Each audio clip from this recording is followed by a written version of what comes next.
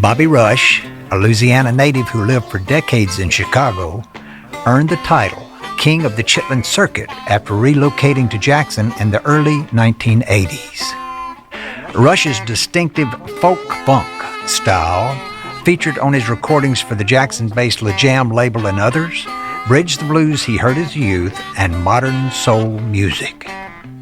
His upbeat and often provocative live shows established him as a favorite among Southern soul and blues audiences and later brought him international acclaim. He was born Emmett Ellis Jr. in 1937 in Houma, Louisiana. Although he's claimed birth dates before and after that date. At age 11, he moved with his family to Pine Bluff, Arkansas. He eventually took the stage name Bobby Rush out of respect for his dad, who was a preacher. Rush built his first instrument, something called a diddley bow.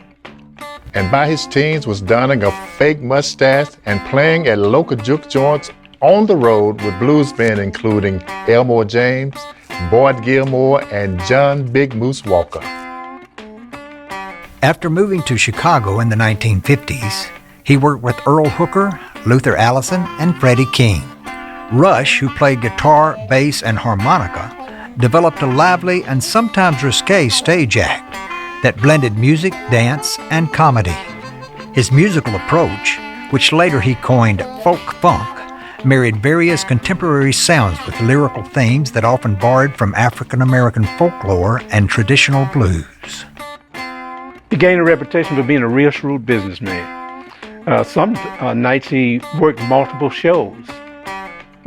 He also would do something like be the entertainer for that night and disguise himself as being an MC for the same show, picking up double pay. He also booked and promoted many shows himself rather than going through an agency. Rush's initial 45 RPM singles appeared in the 1960s on various Chicago labels, including Jerry-O, Salem, and Checker. His first national hit was Chicken Heads on the Galaxy label in 1971.